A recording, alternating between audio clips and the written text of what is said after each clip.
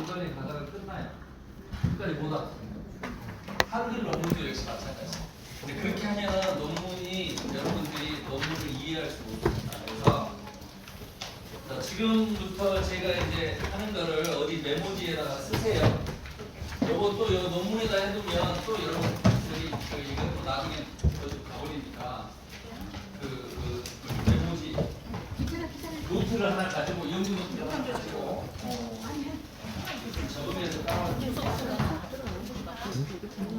자, 우리가 논문 1단계 우리가 뭐 많이 이 공부를 이제 지금까지 저랑 해오신 분들은 다 아니까 1학기 오신 분들 위주로 퍼스트 스텝이 뭐였죠? 우리가 퍼스트 스텝이 지금 이제 논문을 읽을 때 뭘부터 봐라?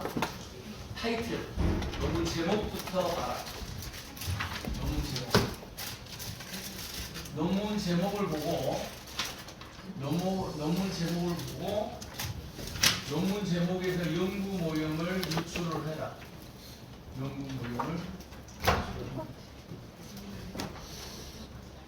그러니까 논문 제목만 가지고 연구 모형을 유출하기 때문에 이게 정확하게 맞아 떨어지지는 않아요.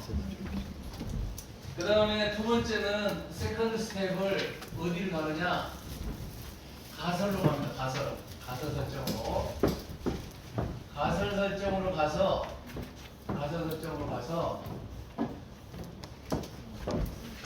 가설별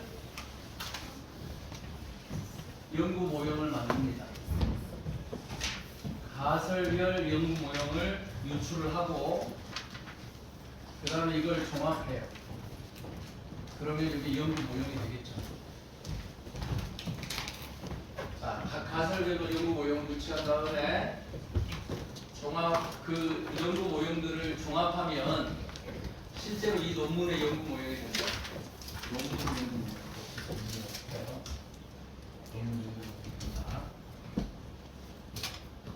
자, 그러면 지금 우리가 퍼스트 스텝하고 세컨드 스텝을 할 때 연구 모형을 유출한다 그랬는데 연구 모형 유출은 뭔데요? 세 가지. 우리가 기본적인 연구 모형은 세 가지밖에 없습니다. 나머지는 그것들이 결합되어 있는 거예요. 세 가지는 뭐냐면 연구 모형, 기본적인 연구 모형이다. 기본 연구 모형은 세 가지. 하나는 메인 이펙트, 주 효과. 메인 이펙트 모형인데 메인 이펙트 모형은 자, A가 B에 영향을 미친다. 요거예요. A가 B에 영향을 미친다. 요게 연구 모형입니다.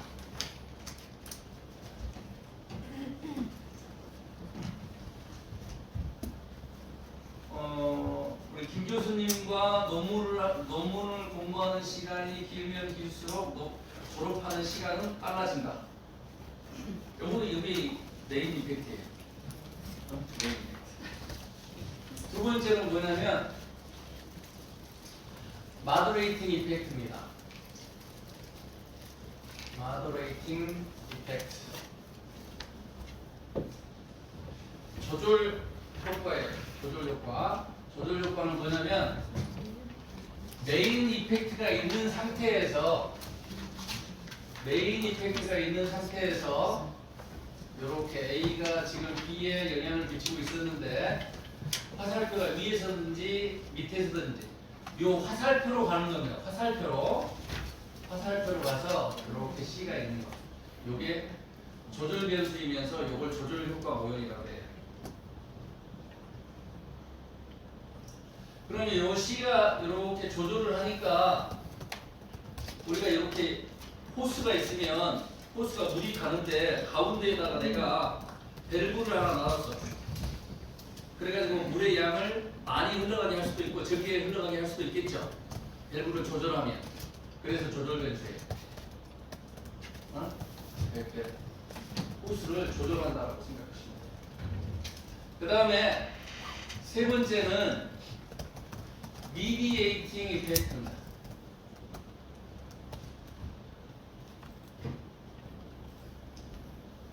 미디에이팅 이펙트. 자, 미디에이팅 이펙트는 미디에이터라는 게 중개하다 또는 우리 뭐죠? 결혼을 이렇게 중매서다. 뭐 이런 뜻이에요. 미디에이터라는 게. 그래서 미디에이팅은 우리 번역할 때는 뭐라고 얘기하냐면 매개라고 합니다.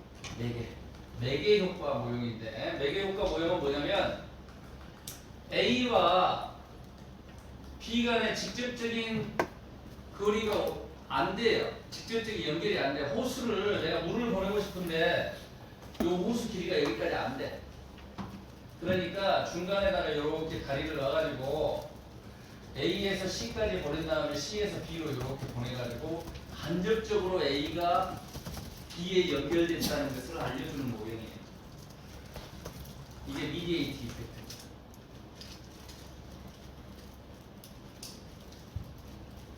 아시겠죠? 그러면 이 연구 모형들이 의미하는 게 굉장히 중요해. 요거는 여러분들이 이제 이따가 그 설명할 거지만 논문을 쭉 쓰다 보면 내가 연구 주제를 하나 선택해가지고 논문 쓰다 보면 이 연구는 나밖에 없는 것 같아. 세상에 없는 연구를 내가 하고 있는 것 같아. 근데 찾아보면 다 있습니다. 우리가 생각하는 것들은 어딘가에는 있어. 그래서 우연치 않게 발견하기도 하고 그렇습니다. 근데 발견 안 되면 상관없어요. 발견 안 되면. 발견돼도 표절이 안 걸리면 상관없어요. 어찌됐든 누군가가 이미 요 메인 이펙트에 대한 연구는 다 돼 있어. 메인 이펙트. 그럼 여러분들이 논문 쓸 수 있는 건 뭐냐? 조절 변수를 하나 추가하든지 아니면 매개 변수를 하나 찾아내는 거예요. 이해하시겠죠? 요거를 찾아내는 거는 거의 불가능해. 메인 이펙트를 찾아내는 건 불가능해. 그러니까 메인 이펙트는 기존에 있는 걸 갖다 쓰는 거야. 내가. 아시겠죠? 그래서 요 세 가지가 결합돼가지고 어떤 연구 모형이든지 다 만들어져요. 다 만들어져요. 이따가 그 하나 논문을 가지고 하나 예를 볼 거예요. 그래서 일단 논문 제목을 보고 연구 모형을 유추해보고 그 다음에 가설 설정으로 가서 가설별로 연구 모형을 유추해서 가설이 끝나고 나면 그걸 결합해보면 이 논문의 연구 모형이 내가 예상이 된다. 그러면 이 저자가 어떤 내용의 논문을 쓰고 싶구나 하는 걸 판단할 수 있어요.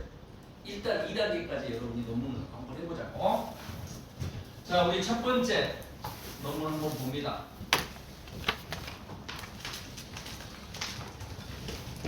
자, 첫 번째 논문 제목을 딱 봤더니 거기다가 이렇게 낙서해도 상관없습니다. 여기다가 여러분이 처음에는 연필로 그려봐. 연필로 그려봐. 아니면은 검정색으로나 이렇게 한 다음에 나중에 수정을 빨간색으로 해요. 자, 거기 뭐라고 나와 있냐면 가상 인플루언서의, 그러니까 버추얼 인플루언서죠. 가상 인플루언서의 의인화 속성과 소비자의 자아 일치성이 지각된 매력과 참신함을 통해 태도와 상호작용 의도에 미치는 영향. 이렇게 딱 논문 제목이 엄청 길게 써놨네. 논문 제목이 길면 길수록 여러분이 연구 모형이 유추하기는 쉬워. 거기에 모든 변수가 들어가 있으니까. 그렇죠? 근데 그냥 갑자기 가상 인플루언스에 관한 연구 이렇게 해놔버리면 어떤 연구 모형이었는지 알 수가 없어요. 이해하시겠죠? 근데 자 보니까 가상 인플루언서의 의인화 속성과 소비자의 자아 일치성 이까지가 뭐예요? 주어죠? 네. 주어잖아. 네. 그 다음에 이게 어디에다가 영향을 미친대요? 그죠? 어디에 영향을 미친대요? 태도와 상호작용 의도에 영향을 미친대요. 그죠? 그러면 우리가 이렇게 만들어 볼 수 있겠네. 너무 제목에서는 여기가 가상 인플루언서의 의인화 속성이 있을 것이고, 그다음에 또 하나가 있죠. 그러니까 뭐가 소비자의 자아 일치성이 있어요. 소비자의 자아 일치성. 요게 딱 맞다고 생각하지 말고 그냥 내가 그려보는 거야. 이해하시겠죠? 소비자의 자아 일치성이 요게 주어니까 요게 여기에는 원인별이지. 이게 원인. 그 다음에 그러니까 인디펜던트 베리어블인 거죠. 독립 변수고. 그 다음에 뭐에 영향을 미치냐면 여기가 태도가 있고 태도에 영향을 미치고 상호작용의 의도에도 영향을 미친대요. 상호작용 의도 요거에 영향을 미치는데 그러니까 요게 뭐가 뭐에 영향을 주고 그런 말이 없으니까 우리는 유추해 보면 요렇게 지금 요렇게 그림을 그려볼 수 있어요. 그렇잖아요. 이게 이것과 이것이 이것과 이거에 미치는 영향이잖아요. 그죠? 여기가 이해갑니까? 그런데 거기 중간에가 뭐냐면 지각된 매력과 참신함을 통해 그랬잖아요. 그걸 통한다는 얘기는 지금 요거 미디에이팅 이펙트가 있다는 얘기잖아. 그죠? 아니 주어가 이거를 통해 이거에 영향을 미친다 이거잖아 지금 이거.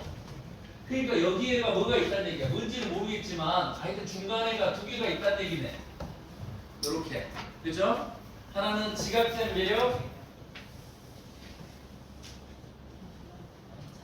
그 다음에 하나는 참신함, 요거고. 그러면 이제 연구 모형이 이렇게 지금 수정이 돼야 되겠네. 이게 요렇게 이제 여기서 이렇게 하나, 이렇게 하나, 이렇게 하나, 이렇게 하나. 그 다음에 여기서 이렇게 하나, 이렇게 하나, 이렇게 하나, 이렇게 하나.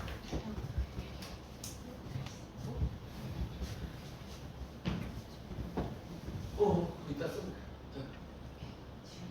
지우지 말라 하셨는데. That's it. 하지 말라고. 안 보여? 이렇게 일단 내가 논문 제목만 가지고 이렇게 연구 모형을 유추해봤다. 이해하시겠죠? 그러면 일단 논문 제목을 이렇게 내가 그냥 논문 제목을 보면 참 눈에 안 들어오지만 그림으로 보면 이 사람은 독립변수로 가상 인플루언서의 의인화 속성 하나, 소비자의 자아의 지성 하나 이거 두 개를 독립변수로 두고 중간에 매개 변수로 지각된 매력과 참신함이라는 변수를 미디에이팅 베리어블로 쓰고 그 다음에 여기 애티튜드 태도하고 인터랙션 인텐션을 상호작용 의도를 종속 변수로 썼겠구나. 또 내가 이미 알 수 있단 말이야. 이해하시겠죠? 논문 제목만 보고 그게 1단계. 그러면 이 사람이 내가 뭔지는 모르겠지만 이런 것들이 정확하게 뭘 의미하는지는 내가 몰라요. 모르지만 우리 한글을 그대로 읽으면서 이런 연구 모형을 유추해 볼 수 있어. 그 다음에 2단계를 뭐라고 어디로 가라고요? 가설 설정으로 가라고. 그래서 가설 설정으로 갑니다. 좀 넘어가요. 그래서 이렇게 막 초록부터 읽지 마세요. 서론 읽지 마세요. 자, 그 다음에 2번에 가면은 이론적 배경 및 가설 설정이 있습니다. Theoretical background and hypothesis setting이 있어. 그러면 거기 가가지고 2.1 뭐라고 막 설명이 나오더니 2.2 전공의 시계도가 쭉 나오더니 40페이지에 가니까 가설 1번이 보이네. 보이나요? 40페이지. 응? 6페이지?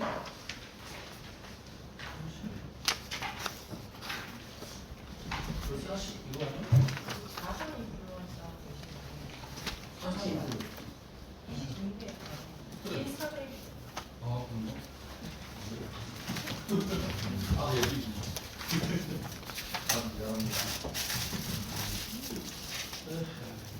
미안합니다. 아까 인플루언서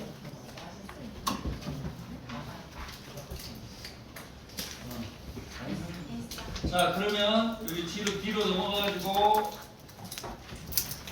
6페이지를 보니까 연구 가설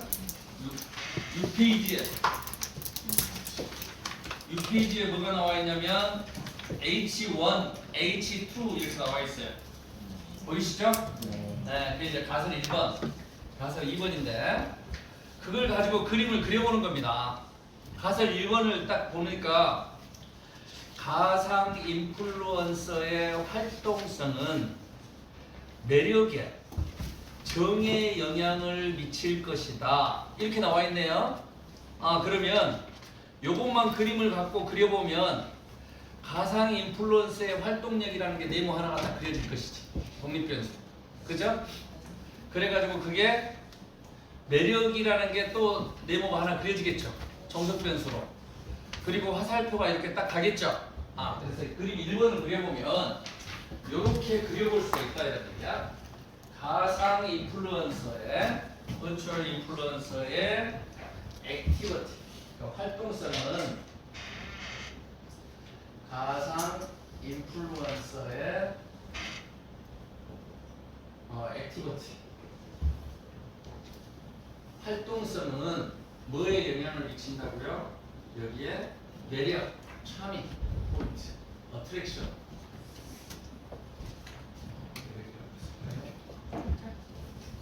매력에 플러스 영향을 미칠 것이다. 이렇게 써주시면 돼요. 이해하시겠죠? 1번 그리는 거 어렵지 않잖아. 그래서 2번 봅니다. 가상 인플루언서의 활동성은 참신함의 정에 영향을 미칠 것이다. 그래서 여기다 이렇게 쓰는 겁니다. 여기 플러스만 그냥 쓰지 마시고 여기 H1 플러스. 네. 그 다음에 이 가상 인플루언서의 액티비티가 가설 2번은 요거죠. 여기 똑같을 것이고 그 다음에 참신함의 정에 영향을 미친대요. 그게 이렇게 그려볼 수 있네. 그죠? 여기가 어렵지 않잖아. 그 다음에 넘어가 봅니다. 가설. 그럼 지금 우리 논문은 6페이지를 읽었다는 얘기야. 6페이지까지. 그 다음에 가설 3을 가니까 7페이지에 H3 뭐라고 나와 있냐면 가상 인플루언서의 사실성은 가상 인플루언서의 사실성은 매력에 정의 영향을 미칠 것이다가 3번.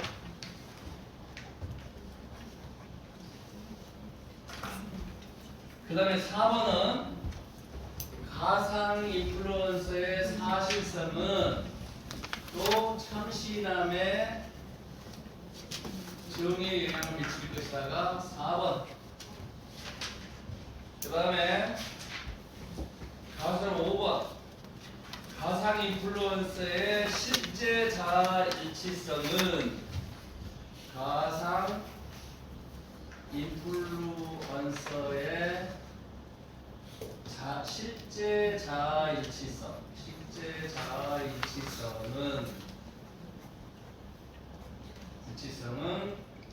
매력의 정에 영향을 미칠 것이다. 오케이? H5번에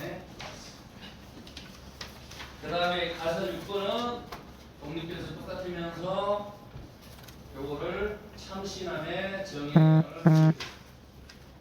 가설 6번 이렇게 나오겠네요. 그 다음에 가설 7번을 가봅니다. 가설 7번은 뭐냐면 가상 인플루언서와 소비자의 이상자아 일치성은 아까 가상 인플루언서의 실제 자아 일치성이었는데 이제는 뭐냐면 이상 아이디얼 셀프 컨그루언스예요. 7번을 여기다 넣겠습니다. 여기다 7번은 가상 인플루언서의 가상 인플루언서와 소비자의 이상자일치성. 이상자일치성은 어디에? 매력에 정의에 영향을 미친다. 그게 플러스 H 세븐. 그 다음에 요 똑같은 게 참신함에 영향을 미치고 있습니다. 이제 요 그림이 가설이 두 개씩 쓰여진 이유를 알겠죠? 그러니까 독립변수 같은 것끼리 이렇게 써둔 거야.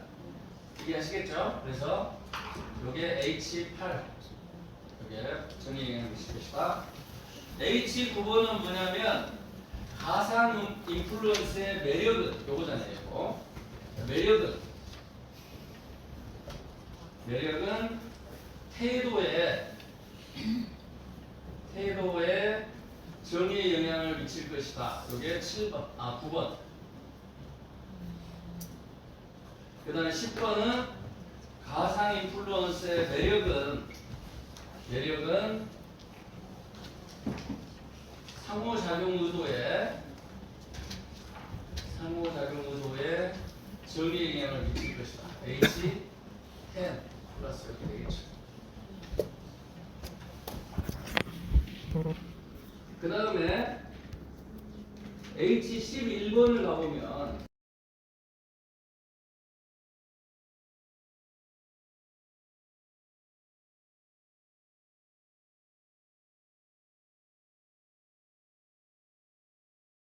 참신함은 태도에 정의에 영향을 미칠 것이다. 태도에 정의에 영향을 미치는데 H11번. 그 다음에 가상 인플루언스의 참신함은 뭐에? 상호작용 의도에 정의에 영향을 미칠 것이다. 요게 지금 2단계까지 본 거예요. 여기 각 가설비 너무 모형을 유출을 해봤어. 그죠? 그 다음에 뭐예요? 이것들을 종합해보라고. 자, 연결을 시켜봅니다, 이제. 요거잖아요. 아까 우리 우리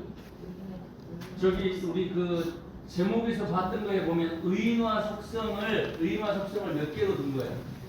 가상 인플루언서, 액티비티, 활동성하고 사실성하고 이 두 개를 본 거예요.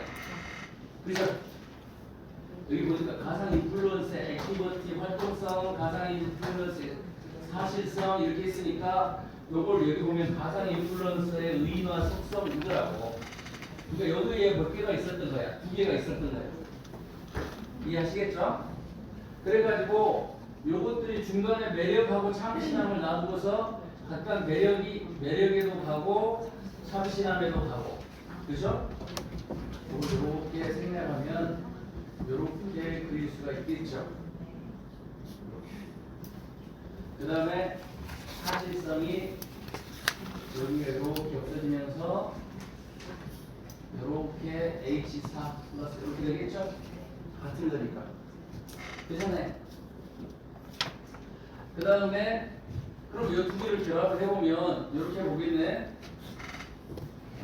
다 결합해본다는 합시다. 그럼 여기도 이렇게 없애버리면 실제 자아일치성이 참신함에 H6 플러스 이렇게 될 것이고, 여기도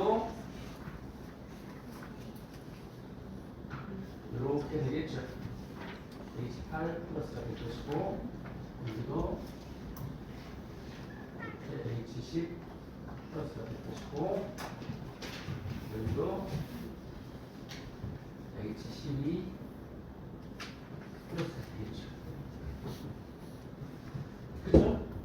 지금까지 어려운 거 하나도 없어. 그냥 연결만 시킨 거야.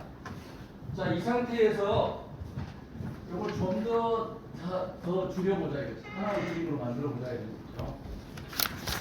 그러면 우리 가상 인플루언서의 활동성하고 이렇게 쓰겠죠. 가상 인플루언서의 활동성 하나 하고 그 다음에 사실성 하나가 이렇게 이렇게 그림을 그릴 수 있겠네요. 그래가지고 이것들이 매력과 참신함에 이렇게 영향을 받습니다. 매력과 참신함이 이렇게 있으면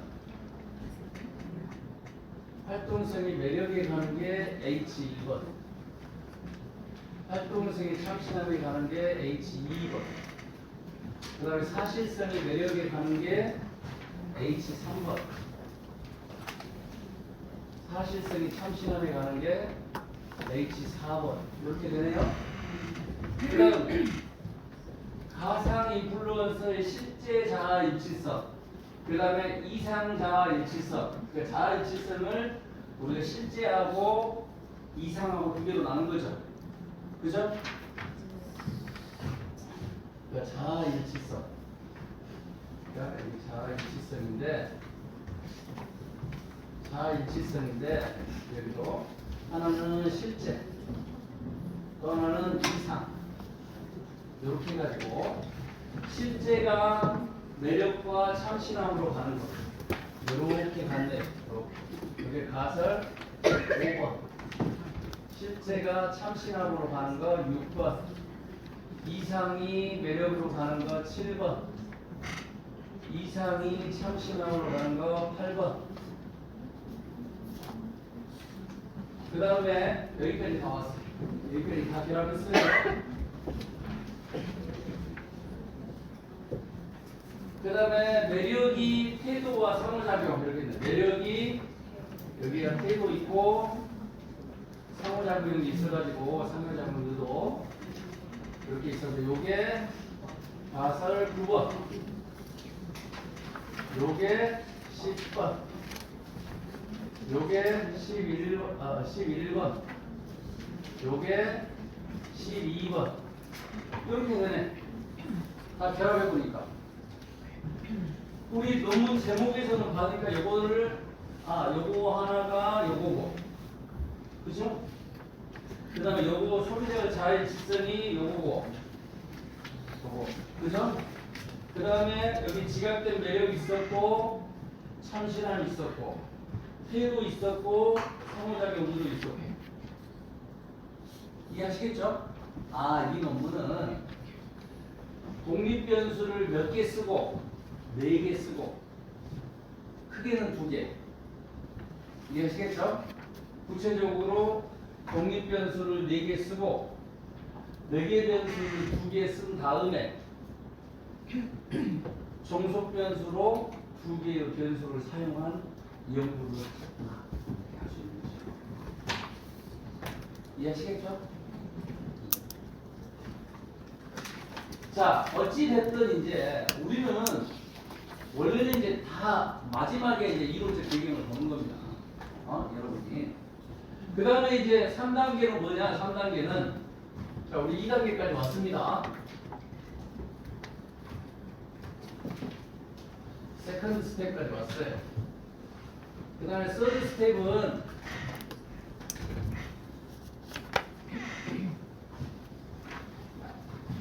서드 스텝은 뭘 보느냐? 앱스트랙트를 봅니다.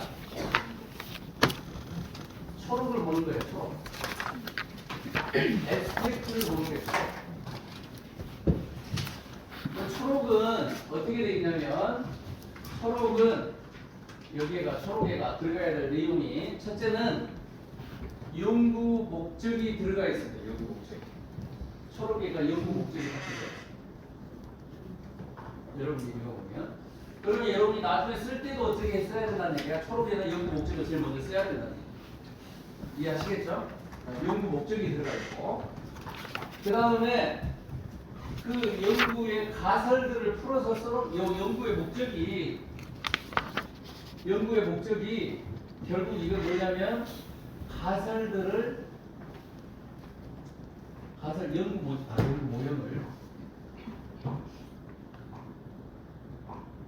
연구 모형을 글로 표현한 거예요. 연구 모형을 글로 표현한 것이 모형이에요. 그 연구 목적이다. 자, 그럼 여기서는 연구 목적이 뭐냐면 이거야. 가상 인플루언서의 의의나 속성과 소비자의 자아 일치성이 그 브랜드에 대한 태도 및 상호작용 의도에 미치는 영향을 알아보는 것이다. 본 연구의 목적은 가상 인플루언서의 의나 속성과 소비자의 자아일치성이 태도와 상호작용 의도에 미치는 영향을 알아보는 것이다. 메인 이펙트를 연구 목적에 다 쓰는 거야. 그 다음에 게다가 in addition 추가적으로 besides 추가적으로 지각된 매력과 참신함의 매개 효과를 살펴보았다. 이게 연구 목적이에요. 그러니까 연구 모형을 그대로 풀어 쓴 거라고. 뭐부터 쓰고 메인 이펙트 쓰고 그 다음에 조절 효과나 매개 효과를 언급해주면 그게 바로 연구 목적이다. 이해하시겠죠? 연구 목적이야. 두 번째는 뭐가 나오느냐? 그러면 이 연구 목적을 달성하기 위해서 나는 어떤 걸 했다 이거지. 그러니까 연구 목적 달성을 위해서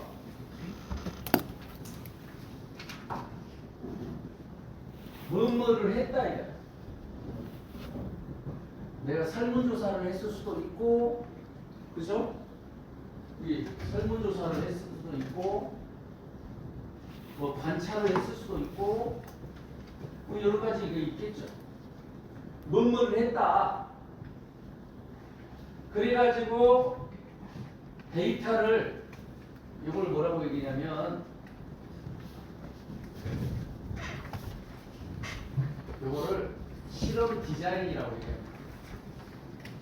실험 디자인. 연구의 디자인이에요. 그 다음에 여기에 그래가지고 요 디자인을 해서 조사를 실시해서 데이터를 수집했다. 데이터를 수집해서 이거를 뭐 분석했다. 데이터 수집해서 통계 분석을 했다. 통계 분석. 요 얘기를 쓰는 거예요. 통계 분석했다. 이 두 번째.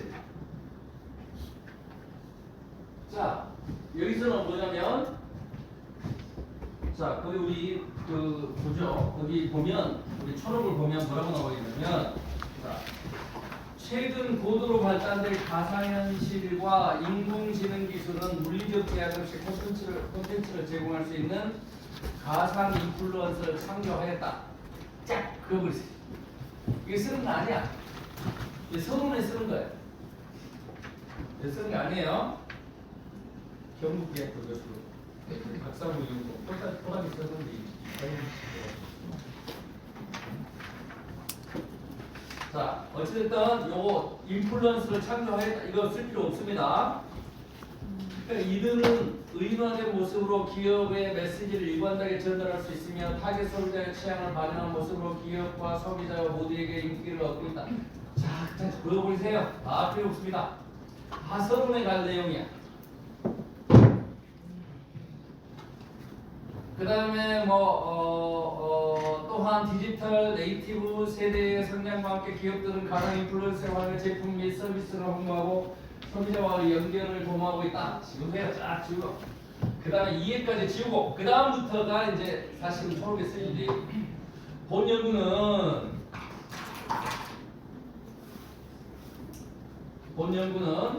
가상 인플루언서에 대한 소비자들의 인식을 심층적으로 규명하기 위해서 유사 매력 이론을 기반으로 가상 인플루언서의 특성이 여기 가상 인플루언서의 특성이 밑줄 그었습니다. 가상 인플루언서의 특성이 소비자들의 인식 태도 상호작용 미죠. 태도 상호작용에 미치는 영향을 검증하였다. 그러니까 뭐냐면 지금 내가 쓰고자 하는 것은 이거예요. 인플루언서의 특성이, 그죠? 인플루언서의 특성이 이 두 개를 합쳐서 인플루언서의 특성이라고 했는 거예요. 예? 그래가지고 태도와 상호작용에 미치는 영향을 검증했대. 여기 연구 목적이라고. 이해하시겠죠? 그럼 지금 뭐를 안 썼어 지금? 매개 변수에 대한 얘기가 안 나가 있잖아. 거기에 구체적으로 의인화된 지각된 단서에 대한 인식과 소비자가 자아 일치성이 매력과 참신함을 통해 여기 있네. 여기 아까 여기는 처음에는 인플루언스의 특성이라고 얘기했고 그걸 두 개를 의인화된 지각된 단서가 의인화 속성이고 그 다음에 소비자의 자율일치성이 여기죠.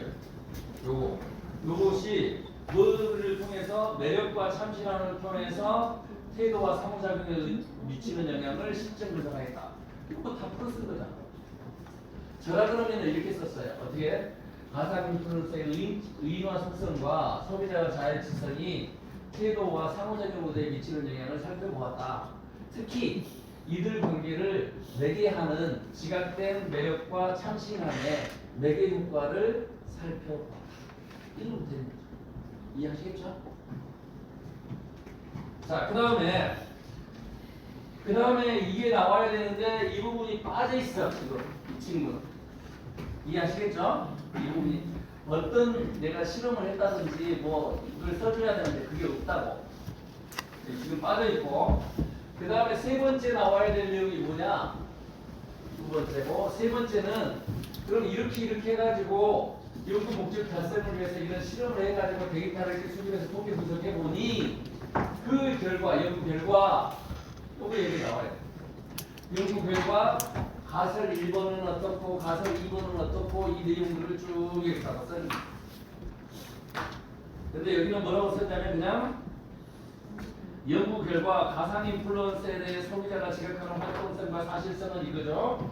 또 아까 연구에 보면 여기에 활동성과 사실성은 매력과 참신함에 모두 정의 영향을 미쳤고 또 소비자의 자율질성은 매력과 참신함에 정의 영향을 미쳤으나 여기 이상은 됐는데 여기가 이상하고 실제가 있었잖아요. 이상은 영향을 미쳤는데 실제는 모두 다 부의 영향을 미쳤대. 마이너스. 그럼 다 정의 영향을 미친다라고 가설을 세워놨는데 정반대의 결과가 나온 거죠 지금? 그렇죠. 근데 여기서 그렇다고 해서 이유를 쓰는 건 아니에요. 근데 초록에서는 이유를 쓸 이유가 없어. 여기다 이유 써놓으면 다 안 읽어 사람들. 궁금하게 만들어야지. 결과만 쓰는 거야 결과. 그래서 부의 영향을 미쳤다. 또 매력은 태도와 상호작용에 플러스 영향을 미쳤으나 참신함은 태도에만 유의한 정의 영향을 미쳤다. 자, 요걸 딱 여러분이 요걸 딱 이 초록을 딱 보면은 우리가 연구 모형에서 연구 모형을 여러분이 이렇게 만들었었잖아요. 지금 보면 인플루언서의 활동성, 그 다음에 사실성이 있었고 이게 실제 자아일치성이 있었고 자아일치성이 있었고 매력이 있었고 참신함이 있었고 이게 태도 있었고 상호작용 의도 이렇게 있었잖아요. 그런데 결과가 어떻게 나왔냐면 활동성과 사실성은 매력과 참신함에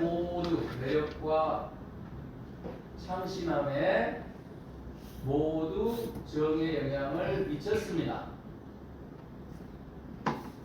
그렇죠? 그리고 그다음에 이상자일치성도 매력성과 참신함에 플러스 영향을 미쳤습니다. 그런데 여기 실제 자아일치성은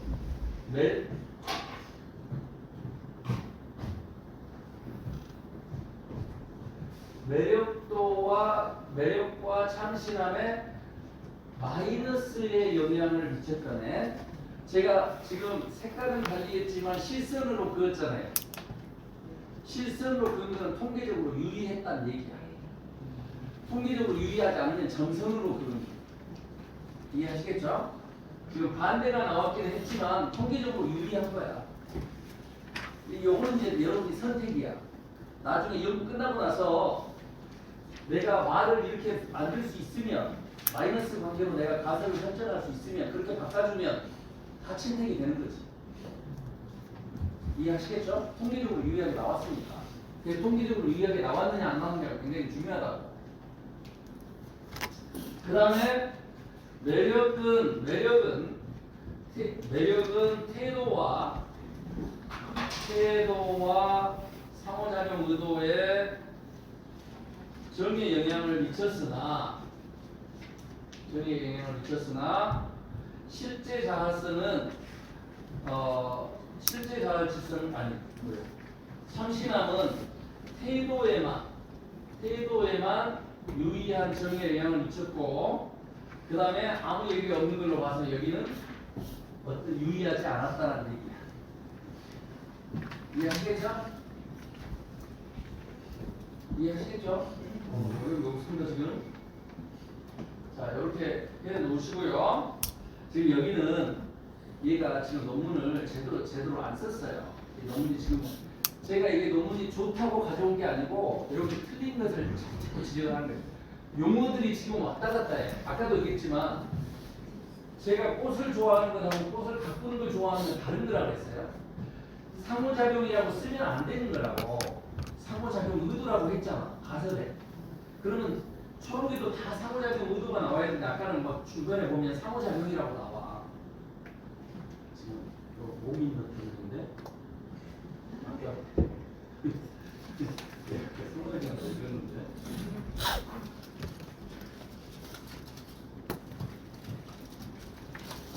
저는 눈이 안 들어와. 있었어. 있다고 하고 이렇게 내가 연구 결과를 알 수 있었어요. 그렇죠? 그래서 연구 결과는 어땠다 이걸 쓰는 거고, 분명히 내가 가설이 기각됐어도 기각된 이유를 쓰지 않는다고 했어요. 일단은 쓸 이유가 없는 겁니다. 그 다음에 마지막으로 뭐예요 이제? 그러면 이 연구를 했는데 연구 목적을 가지고 이렇게 연구해서 이런 연구 결과가 나왔어요. 그 이 연구에 이제 이 연구가 이바지해야 되잖아. 뭔가요? 기여를 해야 되잖아. 그죠? 그래서 여기에 시사점을 쓰는 겁니다. 시사점은 이론적 시사점 또는 실무적 시사점 이렇게 쓰거나 아니면 그 관리적 시사점, 매니저리얼 임플리멘테이션, theoretical implementation, 시사점을 쓰는 거예요. 이론적, 실무적 시사점을 쓰는데 요거는 생략해도 됩니다. 시사점은 생략해도 돼요. 근데 요 세 가지는 반드시 들어가줘야 돼요. 서로. 자, 그러면 이게 연구 모형이 이거였고, 이 연구 모형이 가설을 얘기하고 있었고, 가설을 가지고 연구 모형 실제로 그려봤고, 그 다음에 결과가 어떻다는 것까지도 파악했잖아. 그죠? 여기 너무 다 읽은 거예요. 너무 다 읽은 거예요. 그 다음에 어디를 가야 되느냐?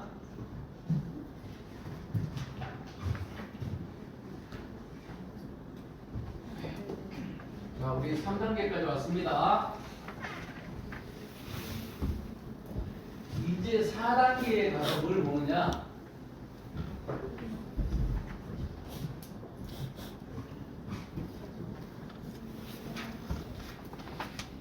4단계에 가서 뭘 보냐면 이제 이론적 배경을 보는 거예요.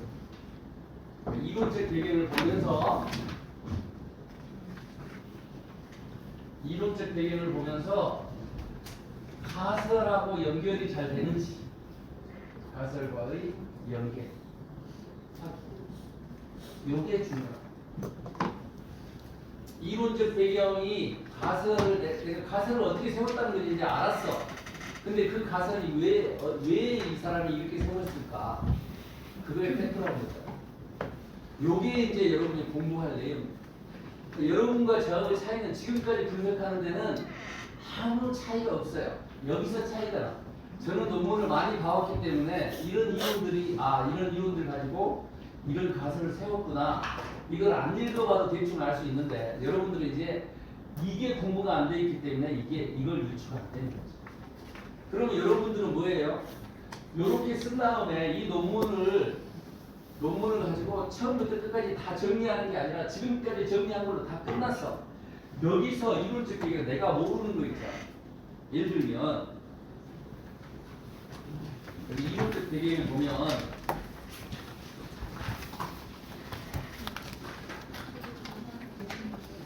특히 중요한 게 뭐냐면 여기 보면 가상 인플루언서 여기 우리 쓴 페이지 봐보세요.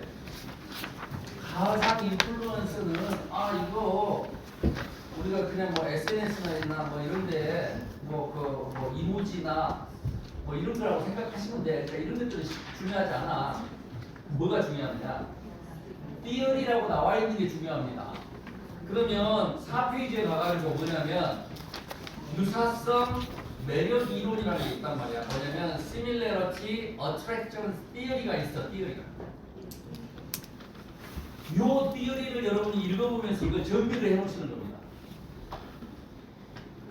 이해하시겠죠? 그러니까 요거에 의해서 내가 여기 지금 유사성 매력 이론이 어떤 것이고 그거와 관련된 연구들이 어떤 연구들이 있었는지를 정리를 해놓으시는 거예요.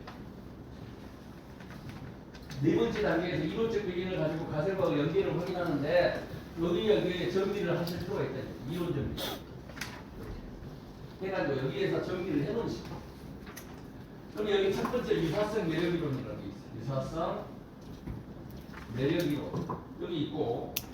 그 다음에 아까 의인화 속성이 보면은 두 가지가 있었잖아요. 활동성하고 사실성 있었잖아. 그럼 이거는 중요해. 왜냐면 의인화 속성이 꼭 두 개만 있지는 않았을 거라고. 그러면 의인화 속성에 대한 내용이 나올 거예요. 의인화 속성. 사람으로 봐서 하는 속성이에요. 그러니까 의인화 속성으로 해가지고 거기 보면 엔스로포모피즘 이렇게 나와 있는 그렇죠? 그래서 사람처럼 보는 거죠. 그래가지고 그걸 누가 얘기했냐면 2020년에 골로센코 et 이렇게 나와 있는데 여러분 논문에 보면은 et 이렇게 나와 있는데 등이야 등 et 그 다음에 이렇게 쭉 나와 있어요. 그래가지고 의인화 속성을 보면은 뒤에 가면은 우리 5페이지에 가봐요. 5페이지에 가보면 중간 정도에 보면 행동현실주의와 형태현실주의로 나누고 거기에 보면 활동성이라는 게 나오고 그 다음에 저 밑에 내려가면은 지각된 사실성이라는 게 나와. 이해하시겠죠? 이런 것들은 여러분이 정리를 해놔야 돼. 나중에 그와 관련된 논문을 쓸 때 써먹으라 이런 얘기야. 그때 가서 논문 이걸 찾으면은 어디에 있는지 몰라요. 그러니까 요거 정리하시면서 여기다 정리를 해놓은 미리 컴퓨터에 저장을 해놓은 이해하시겠죠? 나중에 내가 요것만 이렇게 쭉 보면 이 논문이 어떤 논문이었고 거기에 쓰이는 유사성 매력 이론이라는 게 나왔고 의인화 속성이 나왔는데 이걸 가지고 내가 논문을 뭐에 하나 써볼까 하고 고민하실 수 있어요. 그 다음에 자아일치성도 나오고 자아일치성. 저는 이제 이런 것들은 다 이런 개념들은 다 좋아했지만 여러분들은 처음이니까 자아일치성 정리를 해놓으시고. 네? 그러면 이제 이론 정리 끝났어요. 네 번째 스텝까지 다 끝났다고. 그러면 논문은 다 봤어. 그러면 이제 마지막으로 봐야 될 게 뭐냐? 다섯 번째, 여러분 논문 읽기 할 때는 여러분 통계 절대 볼 필요 없습니다. 통계 보지 말어. 지금 통계 볼 필요 없어요. 우리는 그 통계 방법 쓸지 안 쓸지 몰라요. 어떤 여러분이 논문을 쓸지 모르기 때문에 통계를 그대로 거기에 있는 거를 다 해석하고 그럴 수 없다고. 아시겠죠? 통계를 건너뛰고 마지막으로 다섯 번째 스텝으로 뭐를 하느냐? 다섯 번째 스텝으로 우리 아까 여기 가설 기각된 거 있었잖아요. 그게 어디에 나오냐면 결론 부분에 나옵니다. 결론 부분에 보면 리젝트 됐던 것들 리젝트 되는 게 왜 리젝트 됐든지 why 요거를 그 사람이 어떻게 써놨는가를 봐야 돼요. 그래서 그게 여러분이 이해가 가면 이 사람이 논문을 잘 쓴 거예요. 그게 이해가 안 된다니까 빠져있다. 그러면 이 친구는 이 사람도 자기가 왜 기각된지를 모르는 거예요. 공부가 제대로 안 돼 있는 거예요. 리젝트 돼 있는 거, 그 리젝트 돼 있는 거에 대해서 왜 리젝트가 됐는지를 이유를 읽어보는 거고, 그 다음에 컨클루전에 가가지고 두 번째로 뭘 봐야 되느냐, 이 논문의 리미테이션,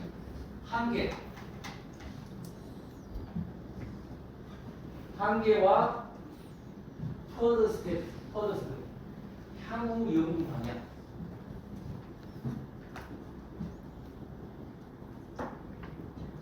요거를 보는 겁니다.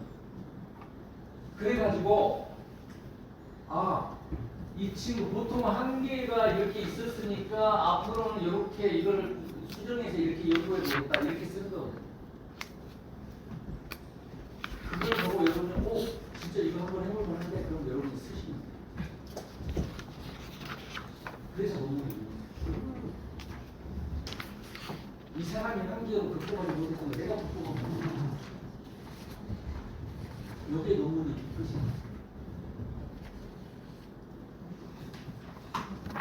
아시겠죠?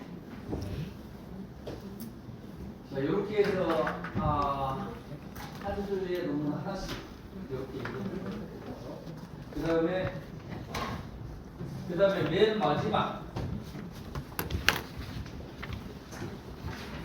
마지막으로 가봅니다. 우리 영어 논문에 수업들이 나와 있어요.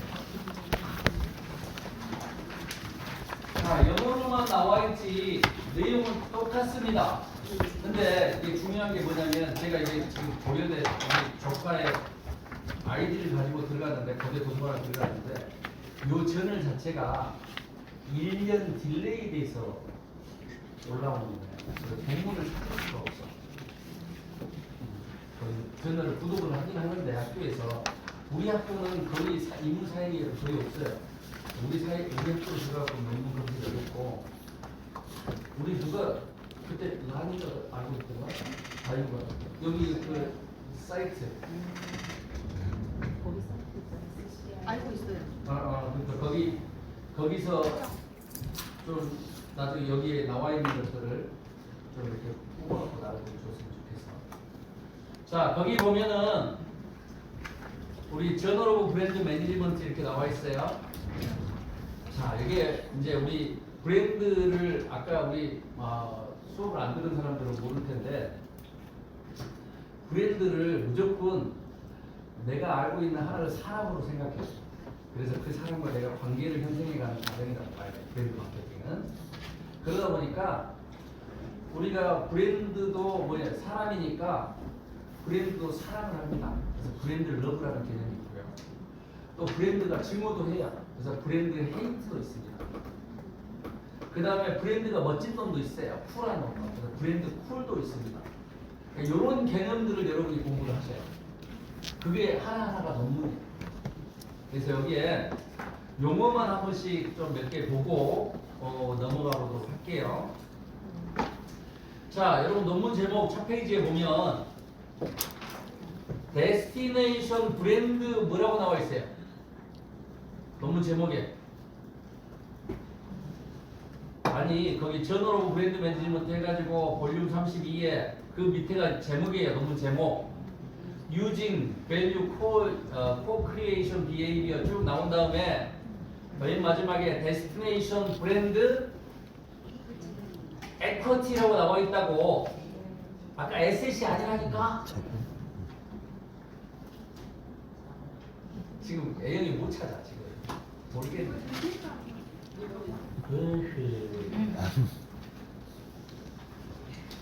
요거.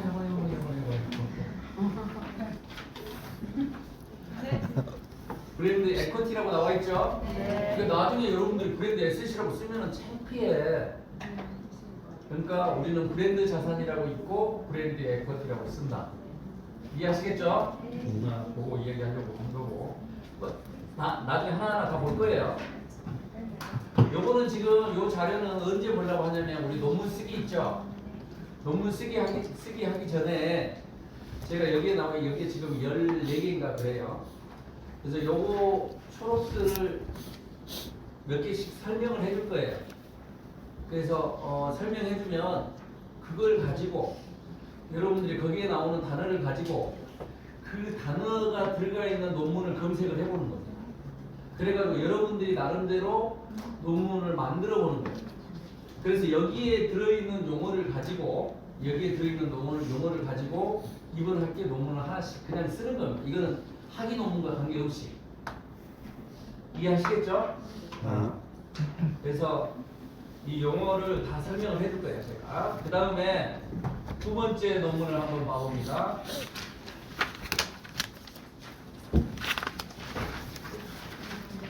두 번째 보면은 논문 제목만 볼게요. 일단 Active Age to Engage 이렇게 나와 있고 뭐 참여를 하려면은 나이대를 맞춰라 이런 얘기인데 여기 보면은 Field Evidence on Parent라는 얘기가 나와 있고 브랜드 익스텐션이라는 게 나와 있어요.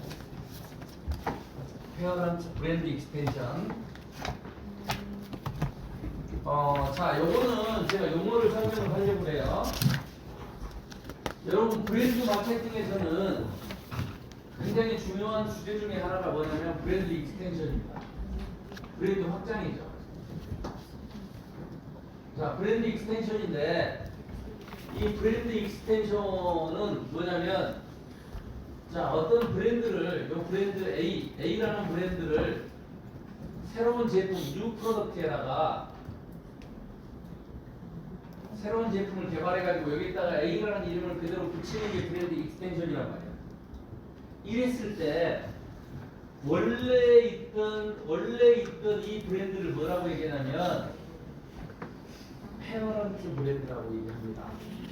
모 브랜드라고 그래요. 모 브랜드.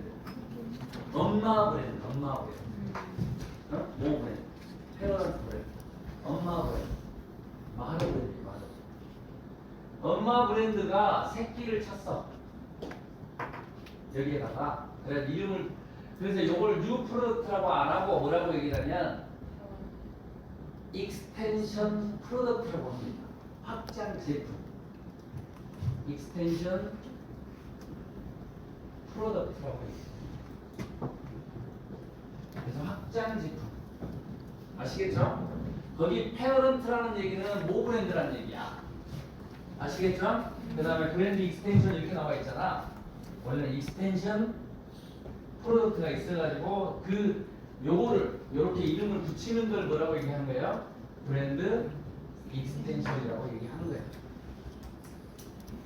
이해하시겠죠? 용어.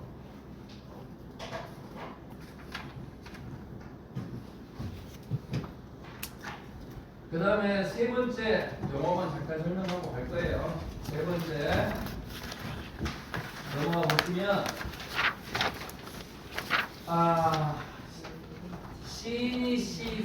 시니시즘이 나와 있어요. 시니시즘. 브랜드 시니시즘이라는 게 나와 있습니다. 이게 브랜드 냉소주의입니다. 냉소. 차가운 미소. 냉소. 브랜드 시니시즘. 그 다음에 브랜드 헤이트너. 그죠? 그러니까 뭐냐면 브랜드에 대한 냉소가 뭘로 바뀐다는 얘기야? 브랜드에 대한 그 브랜드에 대한 증오로 바뀐다는 얘기야. 이해하시겠죠? 언제 바뀌느냐에 대한 논문이에요. 거기에 보니까 뭐라고 나와? 미디에이팅 롤 이렇게 나오네. 오늘 배웠네. 미디에이팅. 뭐예요? 매개. 이 롤은 역할입니다. 매개 역할. 그러니까 매개 효과랑 같은 거야. 매개 역할. 뭐의 매개 역할이에요? 브랜드 헤이트. 브랜드 증오의 매개 역할인데, 자, 매개 역할은 아까 뭐냐면 이거잖아. 요 A와 B가 만나지 못하니까 얘가 껴가지고 얘를 연결시켜주는 거잖아. 그렇죠? 그래서 뭐냐면 브랜드 헤이트가 여기에 나와 있고 브랜드 헤이트가 매개를 하는 거고 매개 역할이니까 뭐의 관계에서 브랜드 시니시즘과 시니시즘이 여기 있고 그 다음에 여기가 네거티브 뭐가 있어요? 이 웜이 있다. 네거티브 웜. 웜이라는 것은 뭐냐면 워드 오브 마우스예요. 구절, 입소문. 그러니까 브랜드에 대한 냉소가 있으면은 부정적인 구절을 바로 하지를 못해. 왜? 연결이 안 된다니까. 근데 브랜드에 대한 냉소가 있으면 그 브랜드에 대한 증오는 생겨. 앞에 연구를 보니까. 그 다음에 그런 브랜드 증오가 생기면 네거티브 웜은 있어. 이런 연구들이 있다는 얘기야. 그럼 두 개를 결합하면 뭐야? 이렇게 간접적으로 연결할 수 있겠지. 이해하시겠죠? 그 다음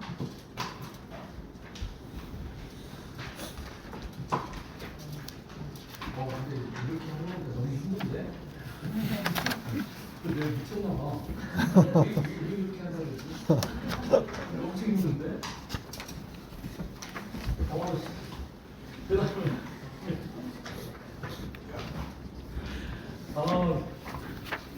그 다음 논문은 뭐냐면 아까 이제 예를 들면 이런 것들이 있었잖아요. 브랜드 헤이트. 그럼 이게 브랜드 증오라는 건데 이거 어떤 걸 가지고 브랜드 증오가 있다고 해야 되지? 이걸 측정을 해봐야 되잖아. 그냥 내가 브랜드를 싫어하는 거 뭐 이런 걸 증오하는 거 해가지고 내가 설문지를 만들면 안 돼. 이런 브랜드 헤이트가 나오면 이 브랜드 헤이트는 뭘로 측정이라고 하는 연구들이 이것도 하나의 논문이야. 브랜드 헤이트는 어떤 거고 그걸 측정하려면 이것들도 측정해야 된다 라고 하는 게 척도 개발 논문입니다. 이게 척도 개발 논문이에요. 무슨 척도를 개발하냐면 자, conceptualizing and measuring 이걸 있잖아요. 그죠? 측정하는 거야. 개념화하고 측정하는 건데 뭘 측정하냐면 consumer perception 소비자의 지각인데 뭐에 대한 소비자의 지각이냐면 브랜드 wastefulness야.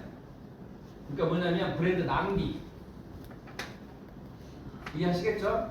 브랜드 낭비라는 얘기가 나왔어. wastefulness. 근데 이거 도대체 뭐야? 이거 어떻게 측정해야 되지? 이걸 이 사람이 연구를 한 거야. 그래서 요 연구를 해가지고 뭘 했다는 얘기야? 브랜드 wastefulness를 쓰고 싶은 사람은 요 척도를 가지고 쓰시면 됩니다라는 걸 이 사람이 해놓은 거예요. 이해하시겠죠? 그러니까 요게 그러면 이런 것도 일일이 찾아야 되는데 어떻게 다 찾아요? 우리 연구실에 가면 이런 스케일 사전 딕셔너리가 있어. 이렇게 연구들만 모아놓은 거야. 이런 것들. 그래서 거기서 찾아서 쓰시면 되고 없으면 이제 그 기존에 나와 있는 논문에서 여러분이 찾아서 쓰시면 돼요. 이해하시겠죠? 자, 그 다음에 우리 그 다음 논문을 보면 뭐라고 나와 있냐면 how rarity 희소성 rarity 굉장히 중요합니다. 희소성 마케팅 논문에서 많이 쓰여요. 희귀성 희소성 희귀성 조금 다르죠. 희귀성은 rarity고 그 다음에 희소성은 scarcity. 약간 달라요. 그 다음에 exclusivity 그래서 독점성이죠. 그 다음에 럭셔리 브랜드 뭐 이런 거는 다 아실 것이고 넘어가 보겠습니다.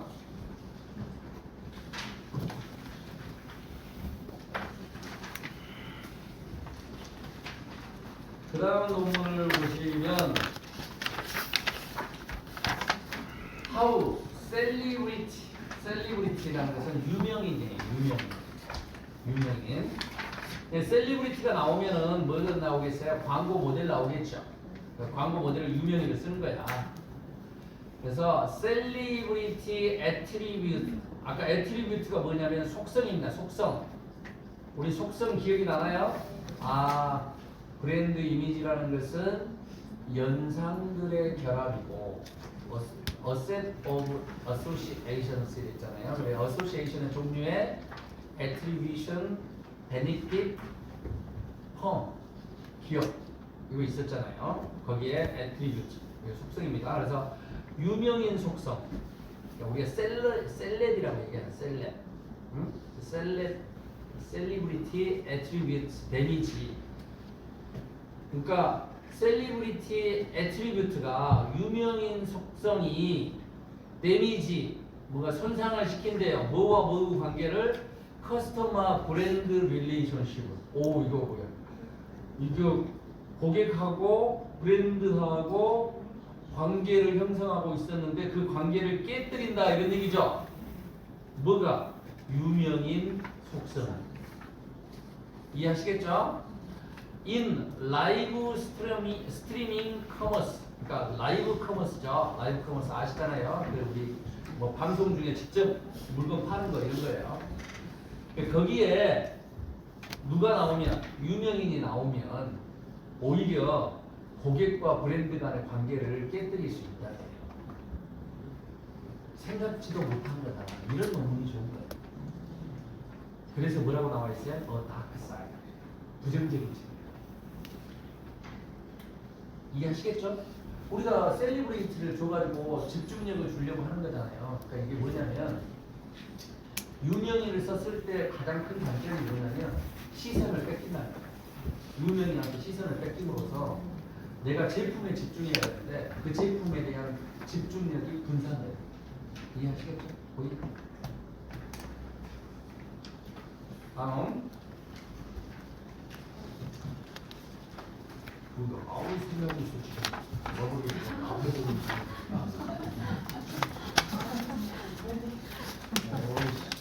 시그버야.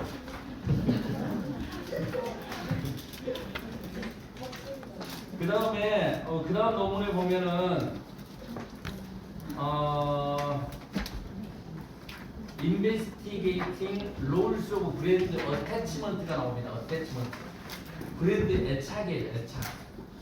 우리가 애착이라는 건 사람들한테만 애착을 느끼는 게 아니고 아이가 뭐 엄마한테 느끼는 애착, 심리학에서는 그거 나오죠. 그 다음에 그 사랑하는 사람끼리의 애착 뭐 이런 것도 나오는데 브랜드에도 애착을 느낀다는 거야. 그래서 그 브랜드가 없으면 막 불안해하고 슬퍼하고 막 그런다는 거지. 이해하시겠죠? 브랜드 어땠지만 브랜드 애착이라는 얘기고. 그 다음에 넘어가 봅니다. 자, 브랜드에 관련된 연구가 엄청나게 많이 연구가 돼가지고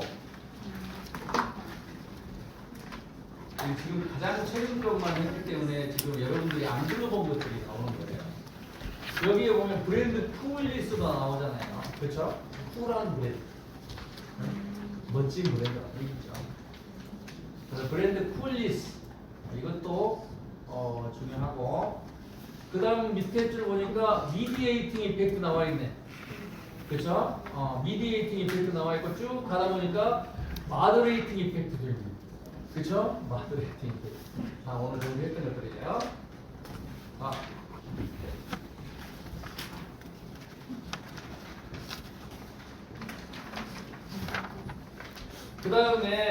그 다음 논문에 보면 브랜드 오센티서티가 나와있어요. 오센티서티. 이게 우리가 여러분 진정성 얘기하잖아요. 이 진정성이 영어로 오센티서티. 브랜드 오센티서티. 우리 석사 논문 썼잖아. 진정성. 오센티서티. 그래서 브랜드 오센티서티. 그 다음에 willingness to pay가 나오는데 이거 우리 줄여서 WTP라고 많이 씁니다. 그러니까 기꺼이 지불하려는 의도, 지불 의사가 있다 이런 얘기죠. 그래서 WTP.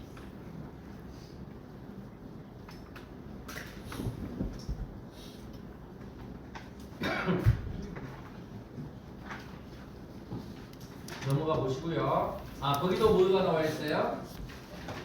미디에이팅 롤 한 다음에 뭐가 나와 있어요? 브랜드 아이덴티피케이션이 나와 있어. 자, 여러분 요거 조심하셔야 됩니다. 아무 생각 없이 쓰면 아까 여기도 뭐 썼어요? 브랜드 아이덴티티 썼잖아. 아이덴티티하고 아이덴티피케이션이 비슷해 어원이 같으니까 여러분 똑같은 걸로 알면 큰일 납니다. 이거는 브랜드 아이덴티티는 뭐냐면 그 브랜드의 정체성이에요. 정체성. 여러분 주민등록증을 영어로 뭐라 그래요? 아이디 카드라고 그래요. 아이디. 아이덴티티 카드예요. 여러분 저기 뭐야 웹사이트 들어갈 때 전부 다 아이디 쓰잖아요. 아이디. 그게 뭐예요? 아이덴티티예요. 아이덴티티. 정체성. 근데 거기서 나와 있는 브랜드 아이덴티피케이션은 뭐냐면 동일시라는 거. 동일시라고 보내요. 동일시. 같게 본다는 거예요. 같게. same thing이다. 그러니까 브랜드와 커스터머가 서로 동질감을 느끼는 거예요. 호모지니어스 필링을 느끼는 거예요. 동질감. 이해하시겠죠? 그게 브랜드 아이덴티피케이션. 아이덴티티하고 달라요. 디퍼런트 컴. 오케이?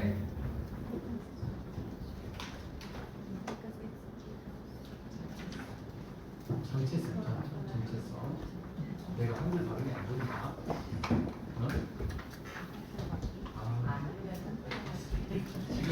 지금 한국에 지금 막 몸이 꼬이고 막 지금 입이 반짝반짝 타고. 자, 그 다음 논문을 보면 뭐라고 나와 있냐면 더블 엣지드 스워드 이렇게 나와 있네요. 양날의 검이다. 양날의 검이라. 제가 요거는 왜 뽑았냐면 여기 저자를 내가 써놨잖아요. 박지혜. 내가 그냥 찾아보니까 내가 아는 사람.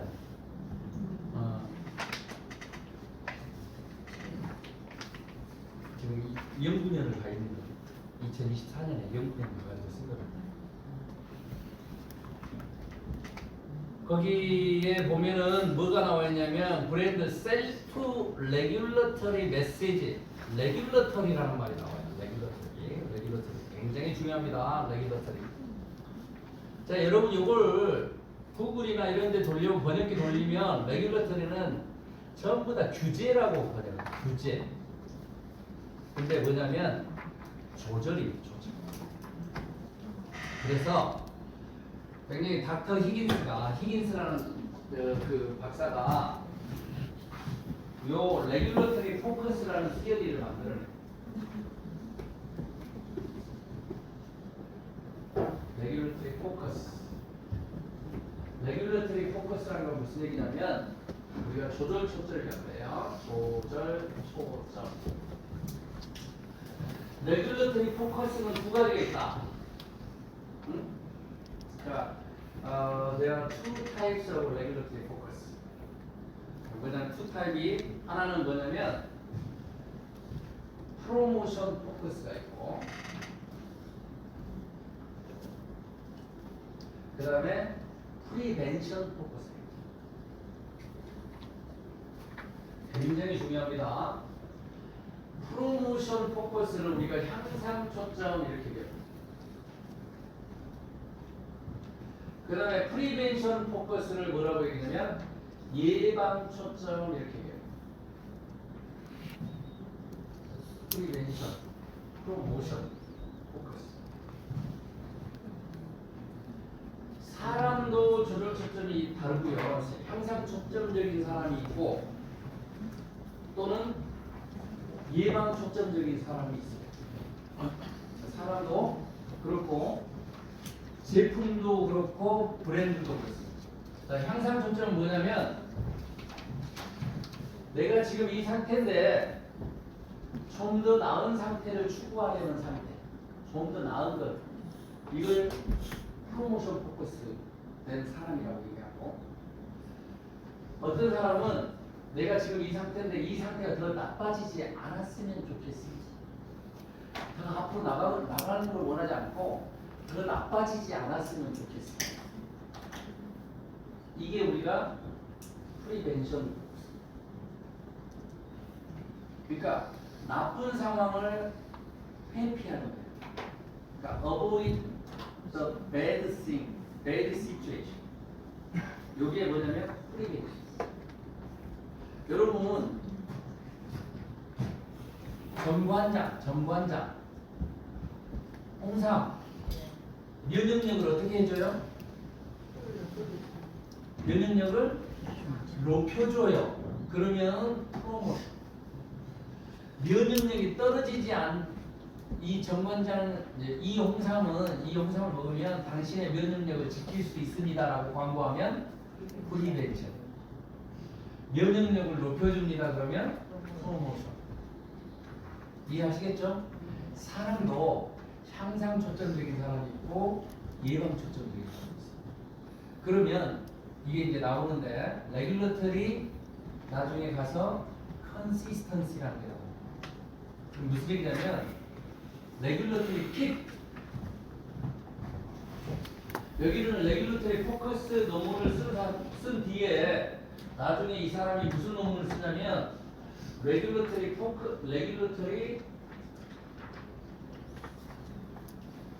PC라는 논문을 쓴다고. 레귤러터리 킥 뭐냐면 향상 초점적인 사람에게는 광고가 향상 초점적인 광고를 해주는 효과가 있고 예방 초점적인 사람에게는 예방 초점적인 광고를 해주는 효과가 있고 그게 우리 착각입니다. 조절이 착각. 이 논문 나오면 전부 다 조절입니다.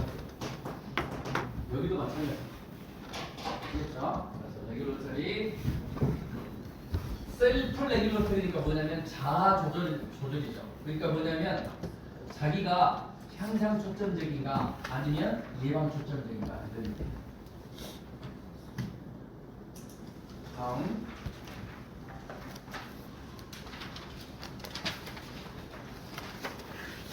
그 다음에 다른 거 없고요. 그 다음에 브랜드 헤이트도 나오고요. 계속 요즘 최근에 있는 전부 다 논문들이 브랜드 헤이트가 쭉 계속 읽어보니까 그 다음에 이제 이거 페이셜 얼굴 표정 표정이 브랜드에서 굉장히 큰 역할을 하고 있는 거죠. 그 이모지 나와 있는 거죠. 자, 이렇게 해서 우리가 그 브랜드에 관련된 용어들을 쭉 살펴봤습니다. 자, 여러분 지금 거의 9시 40분 정도 되고 있습니다. 설마 이렇게 하려고? 이거는 약과예요. 근데 이렇게 해야 여러분들이 절대 더 봅니다. 근데 내가 좀 무리한 거예요. 무리한 거예요. 자, 우리 토요일 날은 요거 똑같이 가지고 오시면 되고 토요일 날은 요거 한번 좀 검색해가지고 안 나오는데. 2025년